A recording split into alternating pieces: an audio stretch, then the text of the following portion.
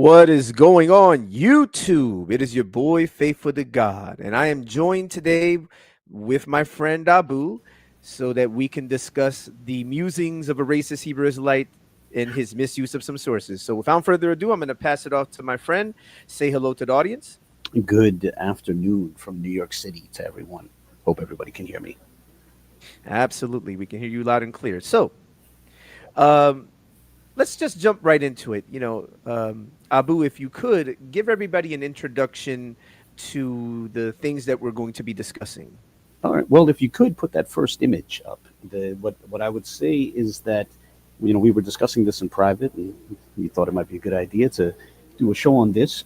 Your friend and mine, the very classy Pacroseeno Leeh, who's the he runs a channel called the Biblical Rumble Room, and also a debate forum on Facebook called the Biblical Rumble Room. And he had been asking for some level of attention to both him and one of his pet arguments, I guess. And this, what you have on the screen, is an example of the sort of posts that he puts up. Oh, it's no longer there. But could you put that post back up?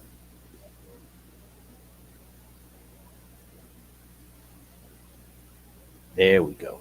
All right. So he has this thing where he'll tag the various persons that he's upset about, and he'll call them names and accuse them of running and blah, blah, blah. And so he's started to include you in that. And so here we are, I guess, giving him a tiny bit of the attention that he was asking for. And we're going to be looking at, in this case, his appeal to the Mavumbu. He feels that's a bit of a game changer. And but to set it up, you think we could play a video clip first, just a little video clip? Absolutely. One moment. And just wanted to point out to the audience, we disappeared. All right, where are we? Here it is. Yep.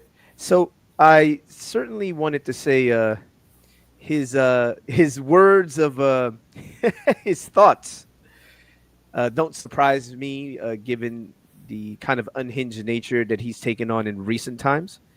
But I will say, though, that we will attempt to be significantly, pardon me, more charitable with him than he has been with us, Yes, while still remaining critical. But our criticism is not going to devolve into personal attacks on him or lies in the case of what he's been doing with us, but rather we're going to stick with the facts. And so let's actually show that first clip. And if you can just give a brief intro to the clip before we play it. Go ahead. Sure. This clip that we're about to play it's a methodological point, because what you're going to hear me proposing here, this is years ago. This is way back in 2021. So this is over 4 years ago. I was on Berean TV, and at the time we were discussing Dante's various sources. And if I could sum up the point that I'm going to make in this clip, it's a slightly under 3 minutes. It's that the value of a source is directly related to the definition of Israelite, or the value of a source to determining who may or may not be an Israelite relates directly to the definition of Israelite that we use. The reason why I'm bringing this up is because Pacroseeno holds to a patrilineal definition of Israelite, and he will marshal certain sources, like, for example, in the Mavumbu, as we're going to see. And I would say that this seems to tell us nothing about who's a patrilineal descendant of Jacob, because he holds to a patrilineal definition of Israelite, and he would get upset and say, oh, this is some sort of new tactic that you came up with. And so I just want to show this to establish that, no, this has been my position for years, that the way we assess a source is going to depend on the definition of Israelite that we're using. Okay? And with that, you can feel free to play the clip. And then same thing with the sources here. I see a parallel insofar that I think there's methodological questions that should be answered first, vis-a-vis the sources. On how he go about getting the sources that he posts. Well, no. It doesn't even have to entail hostility to the sources. The thing is, because I know people say, well, all his sources are pseudo. I would never say that. I don't think people have to be hostile to his sources, but I think there's a question of how we interpret them, what sort of prism we're looking at them through, right? So, for example, take, for example, the question, I think this is a central question to the sources that he marshals to try to identify the Israelites. I think a central question is going to be how we define Israelite in the first place, right? Because there are different people who identify as Israelites who have very different, and by the way, greetings to Orthodox Moor, great respect for that gentleman. there are different people with very different definitions of Israelite out there, right? There are some who accept conversion. There are some who reject it. There are some who believe it is strictly restricted to patrilineal descent. There's others who feel that any line of descent is sufficient. Now, these are relevant because in order to assess Dante's argument, I would say that we need to know what his definition of Israelite is. You understand? Because, like, for example, we can point to a source that, for example, describes practitioners of a form of Judaism in a certain region, like a part of West Africa. But practitioner of Judaism doesn't necessarily fit everyone's definition of Israelite. It might meet some people's definition, but it might not meet others. So I'm just using that as an example to say that to begin to assess the sources that he's bringing and the argument that he seems to be attempting to make, I think we first need to understand what sort of definition of Israelite are we running with. Some people have much more open-ended definitions of Israelite, while others have very strict definitions. All right. It's not even, now, keep in mind, I'm not hostile to any of these sources. You know, what I would say is that for me, my question is more one of interpretation and methodology. That's what I was trying to convey earlier. Okay. You know, like, for example, I mean, I'll give a very soft example. Please. Lately, people have been appealing even to the existence of quote unquote Black Jews in the 19th century, right? Late 19th century. And with that in mind, why not go early 20th century? Like, if someone said, well, look at the commandment keepers. Here you have people who clearly fit, you know, the standard of definition of quote unquote Black, and they're clearly practicing a form of Judaism. If someone said that, there's no disputing that they exist. The question would be about interpreting what we're appealing to, you know, and what it is that we're, you know, attempting to convey by appealing to such. All right. Okay. All right. Very good. Let me see. All right. So with that, let's put up the first image, or second image. And what we're going to do is we're going to discuss the Mavumbu, because Pacroseeno has felt that this is some sort of a game changer. He's wanted the topic to have more attention. And so we thought we'd take a sort of preliminary look as a bit of a conversation starter. Yes, here we go. Now, here's what's interesting. By the way, are you able to maximize that at all? The image, if not? Okay. No, I figured, I meant like full screen, but which is at the bottom right of your. There you go. All right, it's fine. So what's significant about this post, and this is just an example, but the first group that he calls out, it says the YAP Gang's career in DNA science dies when the Mavumbu Jew is demonstrated to be a sub-Saharan African that they hate, right? So this is relevant to his methodology because he's upset with the YAP Gang. The YAP Gang, while they focus on a lot of different subjects, their primary focus is paternal lineage, patrilineal descent, viewed through the prism of Y-DNA. So he's saying that the Mavumbu topic is somehow going to destroy the YAP Gang's position, right? Which is very much a patrilineally related position. And so with that in mind, let's jump to the next slide. All right, so this is just an example of a thread that Pacroseeno started last August. And he tagged a slew of different people challenging them to engage in it, you know. And I engaged him on the topic at the time. And I did so by noting that, you know, his arguments shed no light on anyone's paternal lineage. And, you know, he wound up collapsing on the topic. I mean, frankly, I would say he did so in a fit of rage. But nonetheless, the post shares a bunch of screenshots, right, which have these excerpts from various books alluding to mysterious, you know, the mysterious Mavumbu being Jews, right? And that excited Pacroseeno. But he seemed to miss just how poor the argumentation was. And so for an example of that, let's show one of his screenshots. All right, this is one of his sources. This is from Elisée Reclus, right? And if you'd, would you like to read the highlighted portion, or I could? You want me to do it? I can't hear you if you're speaking, by the way. My apologies. I was having issues with the mic. Hopefully you guys can hear me loud and clear. Yeah, we can hear you now. We can hear you now. Okay. So I will actually begin on this sentence right here, Just right? the highlighted portion. Oh, the highlighted. Okay. Because this is All what right. he highlighted. So this is Elisée Reclus writing about the Mavumbu. Okay. Yeah. The only reason I wanted to start a little bit earlier is because we may be accused of somehow, but Okay, let's highlight it, the highlighted portion. because remember, I just want to make clear this highlight was by Pacroseeno. He highlighted this himself. He's the one Yes, who highlighted. yes, He thought this yes, was yes. significant. A part of the local trade is in the hands of the Mavumbus, a people of grave and solemn aspect, with intelligent eyes, straight or even alkaline noses, whose pronounced Semitic type has carried for them the Portuguese designation of Judeos Pretos, or Black Jews. They may certainly be regarded as of Jewish origin if the statement be true that they are strict observers of the Sabbath. I'll read that one more time. They may certainly be regarded as of Jewish origin if the statement be true that they are strict observers of the Sabbath, abstaining even from all conversation on that day. According to the natives, the Mavumbus are expressly created by God to punish other mortals by reducing them to poverty. All right. So, if I may, note that Reclus is arguing that this idea that the Mavumbu might be Jews hinges on them having quote unquote intelligent eyes and straight or even aquiline noses, which are quote unquote of a pronounced Semitic type.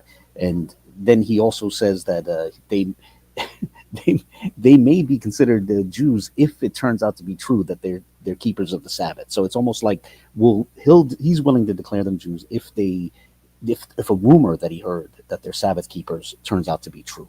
And so what I want to ask everyone is to think about how weak this actually is in terms of establishing anyone's paternal lineage over, let's say, millennia. Like, imagine if someone said, just to maintain even scales, imagine if someone said, oh, there's some guys in Crown Heights, Brooklyn, who have straight or aquiline noses, and I heard they keep the Sabbath. Would that really convince you anything of their lineage, or is our friend using rather uneven scales? Right? Do you have any thoughts on that? No, I think that there are some inconsistencies, but let's continue on. I think we All should right. I So think it now, would be good to continue. now they might say that by picking on Reclus, maybe we're picking on the weakest source, right? But the real point here is one of methodology, right? A source does not just become some sort of like infallible oracle simply because Pacroseeno liked something that it said, right? With any source, methodological questions are legitimate, right? So we need to ask, how firmly is the source entertaining the notion of Mavumbu as Jews, and in what sense does it mean the word Jew, and how is the conclusion that they were Jews in any sense reached, right? These are important questions that need to be asked no matter what source is employed. And with that, let's go to the next source that excited Pacroseeno. All right. So yes, so it's the lower image. We can zoom in on the lower image. So this, if we zoom out slightly, just a little bit, so they can see the picture. Okay, yeah, I guess that's perfect right there. That's perfect. Okay, so this is something that Pacroseeno insisted that I and others address, right? Like, even when I was trying to address one of his other arguments, he would say, no, you need to address this. Why are you running from this, right? So this is from Alan Godbey's work, The Lost Tribes, a Myth, and he was really excited about this image. And others have, I'm sure many have seen this image online. This gets shared quite a bit online as now that Faithful zoomed in on the caption. It says from Ratzel's History of Mankind, right? And then it says Loango Coast. I'm not going to say the word because it may negatively impact Faithful's YouTube position. channel, right? Yeah, yeah. So I'll say guys. We'll say Loango Coast guys, including Mavumbu Jew, right? And so this excites certain people. They think this is some sort of a game changer. And so with that, I would note that, as you see at the top left there, that the source is Ratzel's History of Mankind, Friedrich Ratzel's History of Mankind. And so with that, if we could, let's check Godbey's source in that regard, if we could. So this is now from Friedrich Ratzel's History of Mankind, where you see the exact same image. But if we can scroll down, there's no claim of a Jew being in this image, right? So to clarify what's happening here, a lot of people are excited about Godbey having this drawing and saying that a Mavumbu Jew appears in it, and his source is Ratzel. But yet when you check the image in Ratzel never claims that a Mavumbu Jew appears in that image. So this, I think, would be the first strike against this, right? It begs the question, like, how, well, it raises this question: how does one reach the conclusion that there's a Jew in that image, and if so, in what sense? Now, admittedly, someone might say, well, maybe Ratzel doesn't say it on that page, but maybe he says it somewhere else in his 3-volume work. So if we could, I want to show the entirety of what Ratzel wrote about the Mavumbu. So go ahead, if we could. And let's zoom in. It's roughly going to be parallel with the caption on the drawing. So scroll down to where you're roughly parallel with the caption on the drawing. There we go. And so you see where it says nearly akin? So prior to this, he's referring to other groups. And then he says, nearly akin to them, i.e. nearly akin to the previous group he was discussing, are the Mavumbu, renowned as potters and smiths, to whom some assign a Jewish origin, Jews expelled from Portugal being alleged to have settled at Sao Tome and to have sent a branch this way. That is the entirety of what Ratzel says about the Mavumbu. Basically, that some claim they're Jews and some allege that they may descend from Portuguese Jews who wound up at Sao Tome. That's it. He doesn't endorse that view in any sort of clear way. He's just sort of reporting that some take that view or some have made that allegation. And so, again, pretty paltry when you start to dig into this. Do you have any thoughts on this before we...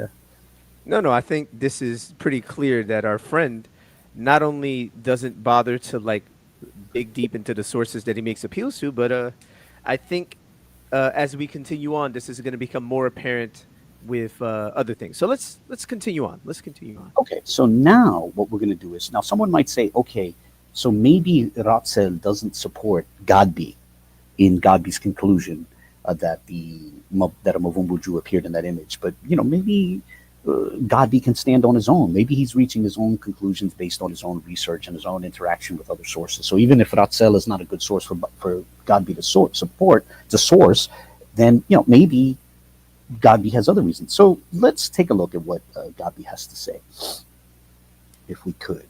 Okay, so now I want to say this, similar to what I said a moment ago about certain language negatively impacting Faithful's channel, where it falls within the algorithm.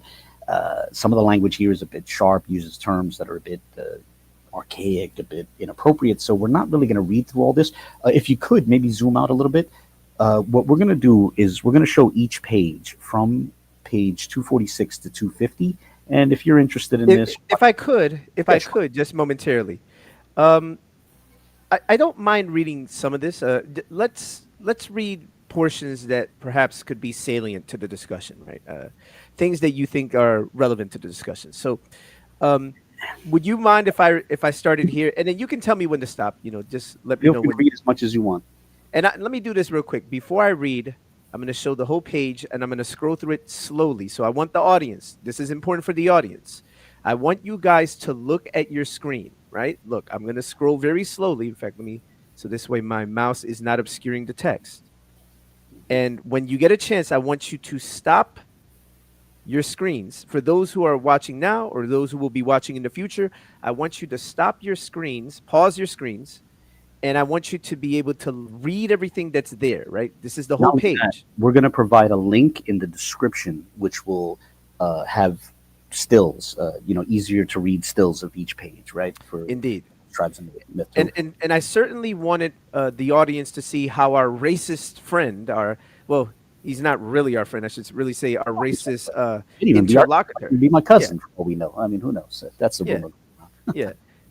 Our racist friend, our racist interlocutor, how he doesn't bother to look into the sources that he makes appeals to. And so there you go. Now I'm going to read the relevant portion at the top if possible. So it reads as follows.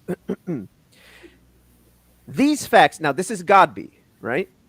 These facts have a peculiar significance when the presence of Judaism among American guys, remember we're going to use the term guys whenever you see this term, is to be considered. Hundreds of thousands of slaves were brought to America from this Western Africa during the days of the traffic, beginning nearly 400 years ago. How much more of Judaism survived amongst West African guys in that earlier time? As persecuted communities, they were rather more in danger than other guys of being raided by war parties and sold as slaves. It may be considered certain that many partially Judaized guys were among the slaves brought to America. If I could stop there. Notice, Judaize guys, Judaize, converted, proselytized. How many of them might still hold some Jewish customs in their new home is another question. Would you like me to continue? Do you think? Yeah, or we could do a sort of Then what proceeds. But yeah, go ahead. Then the introduction of Judaism from Europe into the coastal regions in very modern times is to be considered.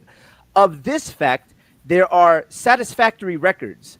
On the Cabinda coast in Portuguese West Africa is an interesting group of Guy Jews or particular Jews, I'll say it that way, known as Mavumba. They are skillful smiths and potters and consequently prosper. Ratzel considers them connected with a colony of Jews expelled from Portugal and settled on Sao Tome Island. Can we pause there for a second? So he's saying Ratzel takes his position. As we just saw, Ratzel does not take that position. It seems he misread Ratzel. Ratzel was saying that was merely reporting that others have taken that position. So look at what the relevant source is going to say, because we've been accused by our interesting interlocutor who has racist ideas. We've been accused by him of introducing ideas into the conversations that we've had with him in the past. Like, you know, the idea of, for example, the Jews of Sao Tome, and like he mocks the idea that you had Jews that don't fit his morphological definition of Israelite intermarrying with people that he assumes are Israelites morphologically. You know, he'll mock the idea when we talk about biracialness being introduced in these old sources. And well, interestingly enough, this source is going to confirm what we've told him continually over the years. Look what it says. The Portuguese discovered Sao Tome in 1471. Finding it very unhealthy, King John II of Portugal in 1484 offered the Jews of his dominion the pleasant alternative of submitting to baptism or settling at Sao Tome. Great numbers were sent out. Men were married to women by the Portuguese from the Angola coast. The Portuguese are affirmed to have carefully perpetuated this mixed race. But Reed, visiting the island of Sao Tome 70 years ago, observed no trace of Semitic physical characteristics among the island population. He did not consider the fact that the Jews who married this group right here, this word right here, might have been what he called Semites. Nor did he might not, pardon me, I'm going to repeat that again. He did not consider the fact that the Jews who married the group that's listed here might not have been what he considered Semites. Can I one more quick? No, let me finish. Nor did he visit the mainline colony. Bastian studied these guys known as Judeos by the Portuguese and thought he found some trace of the so-called Semitic blood. They are grave and reserved as compared with other guys and wealthy, having most of the trade in their hands. But the perplexity of the ethnologists is due to their omission of one outstanding feature of ancient Oriental religious society. Now, this is important because I want to show this. This is important. This is important. To which Judaism clung till modern times. That is, that any group here, you see this group here. Let me put it like so you guys know what I'm referring to. Might gain his freedom by accepting the religion of his owner. This fact required a special This fact requires a special chapter later. For the present case, from the beginning of Sao Tome Jewish colony, there should have been this kind of Jews who had no white blood, just as there were persons of mixed blood who had no Judaism. In seeking for traces of this white blood as evidence of Jewish ancestry, the earlier ethnologists were astray at the onset. Fortunately, the historic record bearing upon the case are ample and clear. Now, if we could, that's where I'll stop. So if you could speak to what we just read.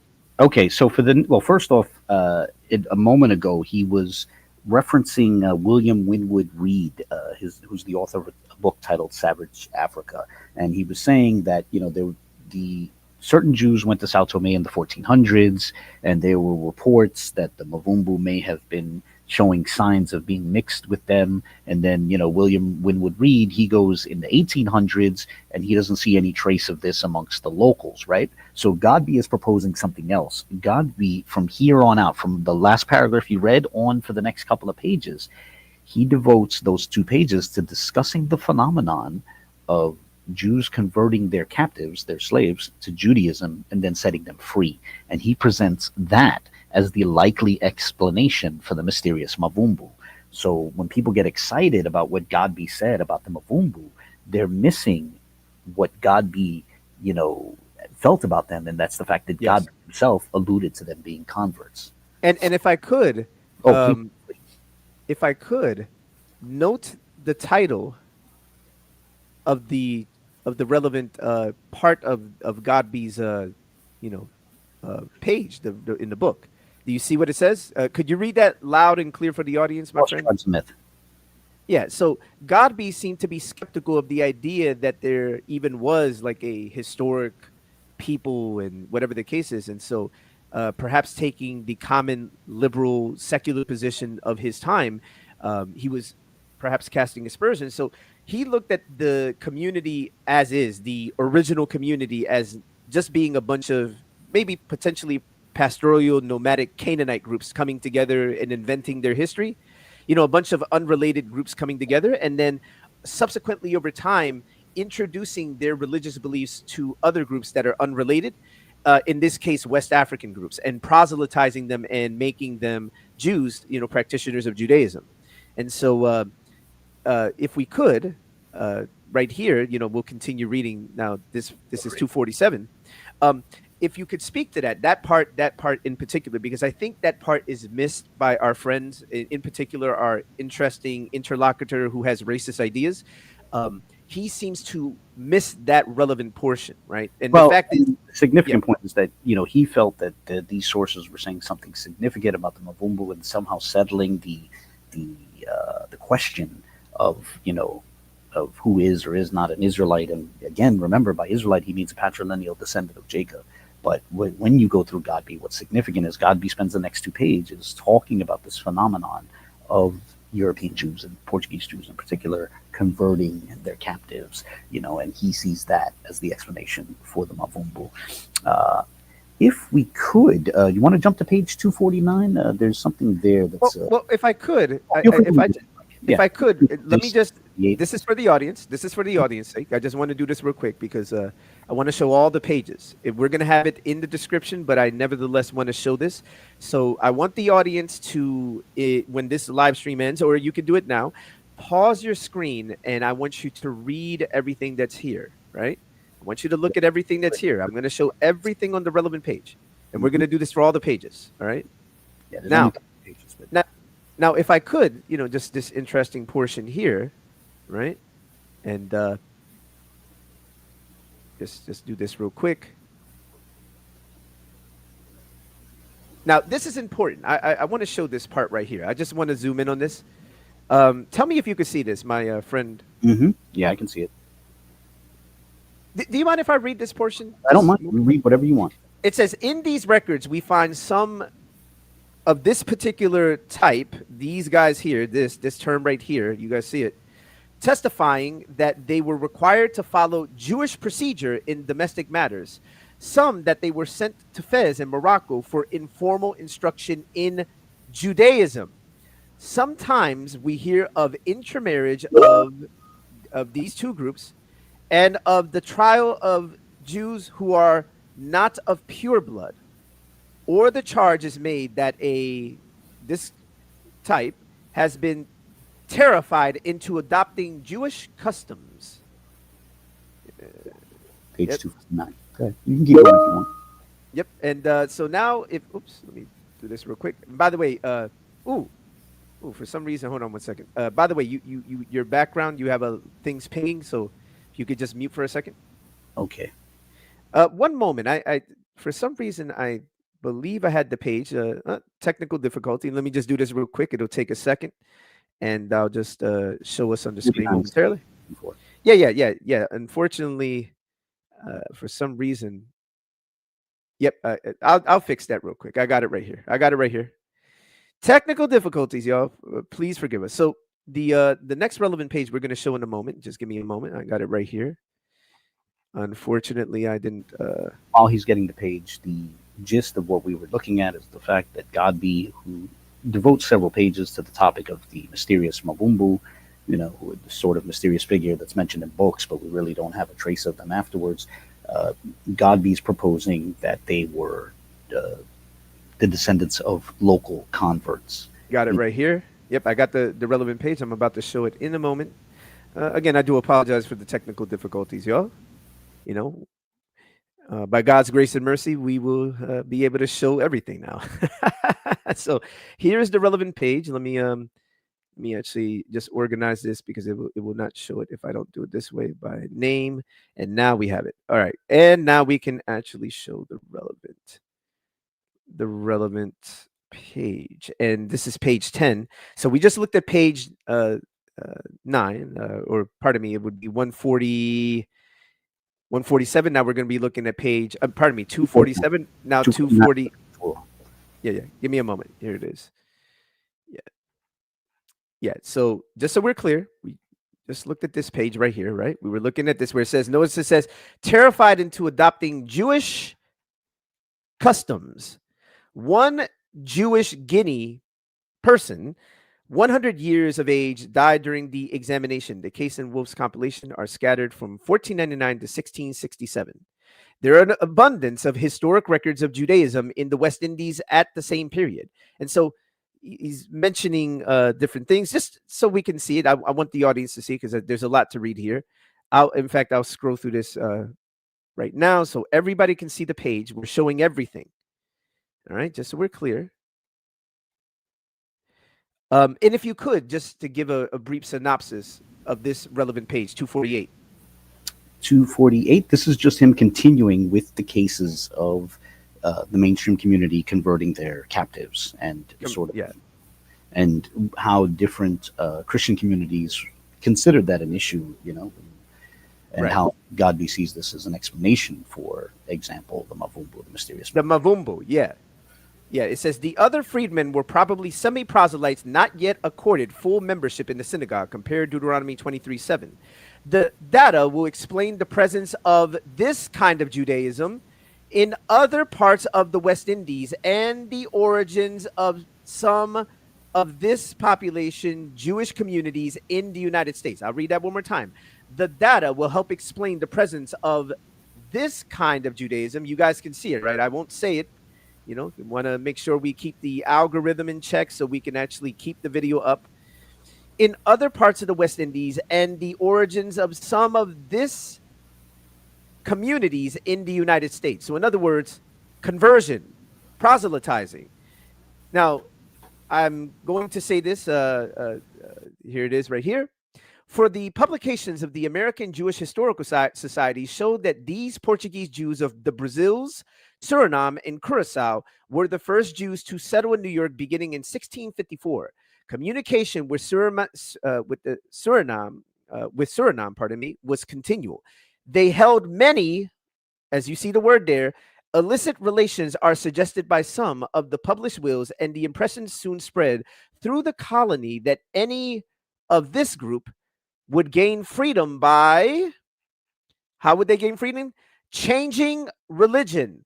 Special acts in 1699 and 1706 declared that this group right here could not gain freedom by becoming Christian, but Jewish custom in the parallel case was left undisturbed. Can everybody see what's going on here? So that was 2 pages worth of Godbey talking about this phenomenon of them converting their captives. And then he says, now we return to those allegedly on the Loango coast, right? And so the whole point is he spent 2 pages building up to make this case, to explain the reports that were coming out of Loango. And the interesting part about this is that Godbey is essentially arguing that the relevant the relevant community that's alleged to be Jews by others, were the result of conversion. Mm-hmm. So Godbey himself would not have agreed with Pacroseeno's assertions. Like, in other words, his ideas are not Godbey's ideas. Godbey's ideas are different than Pacro's ideas in terms of how he sees the relevant community. Yep. Yep. Let's keep reading. All right. Let's do this real quick. Now, this is important. Remember, we read this earlier. Now we return to this group of Jews. You see the word there, which is going to be left unsaid, of the Luangwa coast and their possible derivation from this kind of Judaism of the Portuguese Jewish colony of Sao Tome. That colony was planted by King John in 1484 and supplied with, do you see that term? You see this term right here? You can see it, the audience. I want you to focus in on that term, from the Luangwa coast. But another important fact is to be added. By the way, you just, if you could just stay muted for a second, because your background kind of, I feel like it. I'm sorry, because the hissing. But another important fact is to be added. Gonzalo Pires reports that in 1492, the governor Alvaro de Camina took with him to Sao Tome 2,000 of these kind of children of 7 years of age and under, whom the king had allowed Castilian Jews to carry off. Who had allowed Castilian Jews to carry off. Of these children whom the relevant king had allowed Castilian Jews to carry off. I want to reiterate that. This shows us Castilian Jews, a few years before the establishment of the Inquisition in the Canaries, engaged in this practice right here, this practice that you see on your screen, and aiding their refugee co-religionists from Portugal. But with the initial facts before us, we recognize a considerable free of this people Judaism, a free of this relevant community Judaism was certain to develop at Sao Tome, and that mercantile colonies of these free Jewish persons, as you see the term there, were certain to spread the adjacent to the adjacent coast. It is beside the mark to scrutinize each colony for traces of white blood. The name appears in various books as Mavumbu. Can I Mayombe. part Yeah, right real quick? So the reason why this part, what you're about to read, is relevant is because Pacroseeno had also argued that there's a people called Mayombe, and he argued that those people must be the Mavumbu. Like the Mayombe have been found in such recent modernity in the 20th century that they've even been photographed, right? So Pacroseeno was saying the Mayombe must be the Mavumbu because certain sources refer to the Mavumbu by a similar name. And that's why we're going to read this line here, which is significant. Then I'll explain. And if I could, for the audience who may not know what we're doing right now, by the way, your background, because I want them to hear me, because there's a lot of, thank you. For the audience, I want you guys to understand what we're doing right now. So there's a guy named Pacroseeno. He likes to make appeal to old sources. He takes the typical Hebrew Israelite view that the Israelites have to fit a certain morphology in his mind in order for them to be Israelites. And he tries to cast aspersions on the mainstream Jewish community because they don't fit his morphological definition of Israelite. But while also, ironically enough, taking a patrilineal definition of Israelite. He'll make appeal to some of these sources, not even bother to read the sources all the way through. So what we're showing is Hebrew Israelites of his variety tend to not actually read the sources contextually. So what we're doing is actually reading them contextually to show how the guy in question, Pacroseeno, the Hebrew Israelite in question, the racist Hebrew Israelite, how he does not actually read sources or bother to vet any of the claims. His methodology is, let me find something that excites me. Let me show everybody else, especially Christians who have not familiarized themselves with their arguments. Let me attack them with these sources. Let me get them in a gotcha since they haven't actually read the source. I'm going to spring this on them. And then, basically, what you going to do now, Christian, or what you going to do now to others who are not Christians who also give pushback. For example, certain Jewish folks that he interacts with online and others.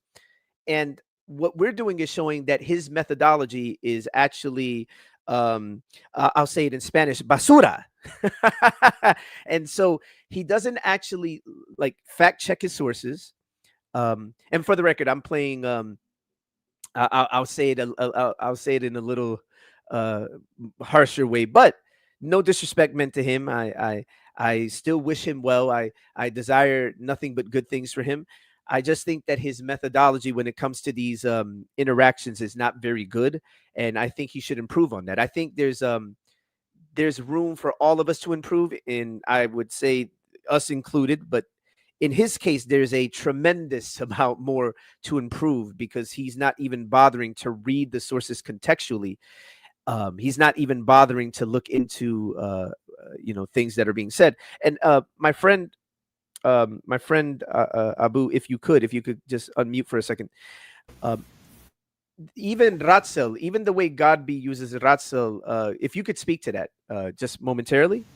Well, I mean, that was something we looked at earlier. There's just to reiterate it for the audience. Will come up again in when we do our summary. But basically, Godbey has an image that excites certain people online because it has a group of people who they feel fits the appropriate morphology, and he says that there's a Mavumbu Jew in this drawing, and that his source is Ratzel. So when we turn to Godbey's source, his source didn't support him, and also he said that Ratzel took a certain position. Friedrich Ratzel took a certain position on the origins of the Mavumbu going back to Portuguese Jews. But when you check Ratzel, what he actually says is merely that others are making that allegation. That's all.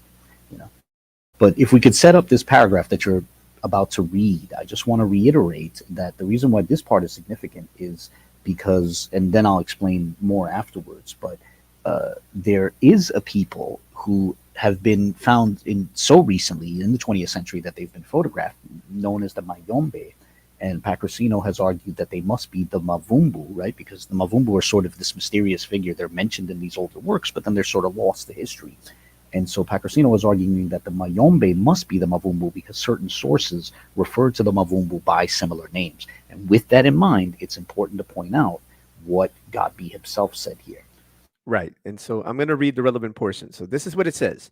The name appears. In fact, I'll read a little bit earlier because I know our friends are going to try to accuse us in his group, in his Jump Facebook ahead. group. Start at the name appears because you already read that earlier part. But just so I can read it, it's just this line right here where it says, it is beside the mark. It is beside the mark to scrutinize each colony for traces of white blood. The name appears in various books as Mavumbu, Mayomba, Mayumba, Mavumbu. This is due to confusing them with a petty. Now, this is the way that he wrote it, just so nobody accuses me.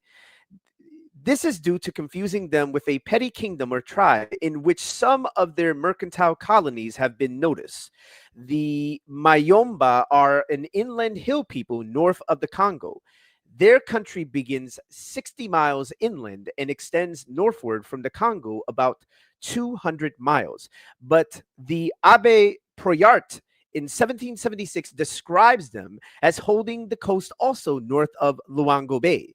But and this is the term that I'm showing on the screen that I won't say, but this group called themselves Bavumbu, German Bawumbu. Yeah, well, the German W is also a V. So if I could, Mavumbu, pardon me, if I could. Can I comment on that before you read on? Yeah. Right. So the significant point to be made there is that Godbey himself said that certain writers confused the Mavumbu with a different people called Mayumba, but they're not the same people. That's what he's stating, right? So that conflation of the Mavumbu and the Mayumba is a mistake. And that's important because when Pacroseeno or anyone else tries to connect the modern Mayombe to the Mavumbu simply because some writers seem to make a passing allusion to such, note that Godbey said that writers who do such are fumbling the names and confusing different groups. So there's a methodological question, right? Again, one can't simply insist that we just defer to the writer that they personally like, right? The question should be asked how one goes about attempting to connect the Mayombe with the Mavumbu, right? And it can't just be, this writer said so. Clearly there's a dispute, so clearly there's methodological questions that need to be raised. Indeed. And one of the weakest parts of his methodology is not vetting sources, not actually looking into what's actually being said by reading more than just one line or one page in a book. It's actually reading the book contextually, going to previous pages. And I think I can say this publicly. You and I did that in regards to Godbey's book. We read several pages before. We read the relevant pages within their context outside of what he was excited by. And it's amazing that he couldn't just go to the next pages to see that Godbey's conclusions are not Pacroseeno's conclusions. But let's actually keep reading. And it says, Loesch of the German, Loesch of the German Luango Coast Expedition says that it is their own name for themselves, and that it suggests neither honor nor reproach. In appearance, they are hardly distinguishable from other natives. The quote-unquote Semitic face of popular fancy occurs among them and among the pagan of this group right there. In customs and morals and general religious ideas, they do not differ from the Bifiote around them, save in their here. Let me just go to the next page. In their hope I didn't skip too far. In their here. No, you're right. Yeah, that's the last page. Yeah, in their fondness for foul divination or foul magic, or as they call it, quote unquote, foul divination or foul magic, meaning bird magic, which they share with the inland river tribes with the inland river tribes above Stanley Pool. But they cling to certain Jewish observances and live in separate communities, not counting themselves of the land. Their villages are now strewn along the coast from the Luango Bay southward for more than 100 miles, some being south of the mouth of the Congo. Earlier travelers reported some villages north of Luango Bay. When questioned as to their provenance, some said they came from the south, some from the north, some from beyond the mountains, but all spoke of each other as Bakoko, river peoples at times. A direct connection with Sao Tome was not reported. A direct connection with Sao Tome was not reported. It would appear... This is important because that adds to the point that people are merely speculating that the Mavumbu might have some connection with Jews in Sao Tome, but it was speculation, and the demonstrating such is where it all falls short. And as we saw, it's often speculated on very flimsy grounds, like, oh, I heard they have aquiline noses and keep the Sabbath. It's like, these are really bad arguments, and so that's why methodological questions should always come up. How is this conclusion reached? It can't be, well, the book said it, so accept it. No, how did the book reach that conclusion? That's the real question, because a lot of the allegations floating around and they seem to lack substance. Yes, and this is important. I'm gonna start from this part because I want the audience to catch it. I really want you guys to catch this. But all spoke of each other as Bakoko, river people at times. A direct connection with Sao Tome was not reported. It would appear that this community, look, you can see that I'm scrolling and look at your screen. I'll leave it there for a second. Do you see this word right there, which is not going to be said in the stream? It would appear that the relevant Jewish traders of Sao Tome had made proselytes at various trading stations in the interior. All right? Converts, proselytes. Loesch connects their name Mavumbu with Mapumbu, the native name for Stanley Pool, which is a natural terminus for all trade coming down the Congo. From thence to the sea, overland traders are necessary. Now, I'm just going to show the rest. It's a lot to read there. I just want everybody to see this. Yeah, and that's all of it. That's basically where the Mavumbu section stops. He stops discussing the Mavumbu here. Now, I want to show this. I want to show this one more time. Ratzel records that the Luango coast tribes were once Christianized by Romish missionaries, as were also the Cabinda on the north side of the Congo. Today, a ceremony of baptism is about all that is left, and this is followed by circumcision. It seems that the Mavumbu may be the remnant of a much more numerous Judaism that was vigorously assailed by Portuguese missionaries. that was vigorously assailed by Portuguese missionaries. The Abbe Proyart records that the nominal Christians once numbered hundreds of thousands, but that the field has long been abandoned at the time of his visit there. So I'm going to end right there. Yep. Can I just say Yes. a quick note about Godbey? So Yes. here's what I want to say. Now, one would be within their rights to say that, well, maybe Godbey was wrong about the things that he said, right? Maybe he's wrong about the conversions. Maybe he's wrong about the conflation of the Mavumbu with the Mayomba and all that, right? But that would take us back to the point that these sources are not infallible dogmas that are just handed down by high priests who can't be questioned, right? These sources can be scrutinized and their methodologies can be questioned, right? And that means that when a source makes a vague reference to Mavumbu Jews, one is within their rights to ask the important preliminary questions, like in what sense were they Jews? How was that conclusion reached? And if a reader thinks a certain book is alluding to lineages that stretch back into antiquity, via what process would their lineages be established, right? And does the author show any evidence of any particular lineage, right? So, and this applies across the board. It's not just to the books you don't like. It also applies to the books you like, because again, the folks that we're responding to, they seem to think that if they like a book, it needs to be treated as above scrutiny. You need to stop questioning it, right? So if certain folks online are posting a source simply because it seems to say something they like, and they're asking you to accept the source's claims or their interpretation of that source's claims, to accept it on faith without any question, you should take a moment to pause and to begin to ask the methodological questions that we just mentioned. And if I could just show one more thing, just in this direct source. And by the way, the background. Yep. Thank you. I appreciate it. When it says a direct connection with Sao Tome was not reported, it would appear that this community, according to Godbey and his appeal also perhaps to old sources, maybe be possible that Jean Barbeau and other sources came to mind. We've shown Jean Barbeau in this channel. He's connecting that relevant community, this one right here, with the mixed race community that was made by the Jews that Pacroseeno rejects, intermarried with the women of the morphology that he likes, the West African women from Angola that were intermarried with the Jews that he rejects as Jews, ironically enough. That's the ironic part about all of this. It's so obvious that he doesn't bother to vet any of the sources, read in context, that he's really making a mockery of himself without him even realizing it. And I think, my friend Abu, now would be a great time to go into the summary. Indeed, if you could. Could you read the summary for the audience, please? Sure. Okay, so there's 3 points in the summary. The first point is that the value of a source, this is what we covered in the beginning, the value of a source to the question of who may or may not be an Israelite hinges on the definition of Israelite one is working under. And Pacroseeno affirms a patrilineal definition of Israelite. He even tried to claim that the Mavumbu issue somehow refutes a collective that focuses primarily on paternal lineage, that collective being the YAP Gang.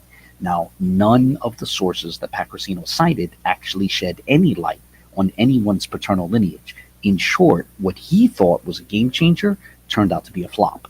So now point 2 of the summary. Pacroseeno was excited by the image in Godbey's book, which refers in its caption to a quote-unquote Mavumbu Jew. But Godbey's own source, which was Friedrich Ratzel, stated that has an image never claims that the Mavumbu Jew appears therein, right? So Godbey cites Ratzel as a source for this image having a Mavumbu Jew in it, but Ratzel never makes that claim. And finally, point 3, Godbey's own writing on the topic of the Mavumbu argues that allegations about their alleged Jewish practices could be explained in light of the tendency of certain Jews to convert their captives to Judaism, as well as converting, free locals in the region. And that sums it up as far as I'm concerned. But go ahead, you share your thoughts. Oh, I think that's a mic drop moment. Oh, no, yeah, that's a complete mic drop moment, man. I think our interesting friends don't seem to realize that, and in particular, our racist interlocutor, the gentleman who we're interacting with, he tends to be of the variety that ignores finer points and fact-checking things. And so what we would ask for him to do is to, and I say this in love, this correction is being done in the spirit of love, not in the spirit of hostility. And so please, for the audience, I hope you can forgive if some of the language that I used came across as sharp. My intention is for our friend to abstain from this kind of poor methodology, because we can have a really good, intelligent conversation on these topics where we can consider sources and consider the nuance behind said sources, in an academic fashion, similar to a peer review journal where neither the person who's doing the critique or the person who presents the argument is presenting it in a disrespectful manner. But I think the problem is that our friend, and I want to show this on my screen one more time. I just want to emphasize this point before the stream is done. I really, really want the audience to catch this. I'm going to show it on my screen in a moment. This was if I'm not mistaken, it was the first slide.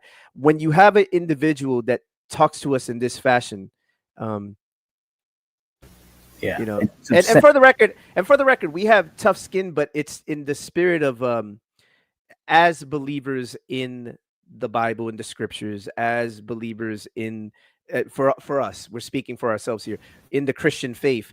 Our desire is for people to show the fruit of the Spirit when we have these dialogues. But our friend who claims to be a believer in the Bible, his lack of the fruit of the Spirit is really telling. And so, as you can see right here, you'll note that he's, if you'll note the you see the language that he's using here, right? I want the audience to focus in on this. Do you see the language? And he's speaking from a place of frustration there. He's used the same language towards even Ivri of the YAP Gang, who's like, a perpetual gentleman, one of the most polite men in all these situations. Do you see that kind of terminology? If you could, Abu, because there's a lot of no. If the background, your mic, yeah. Do you see where is that little?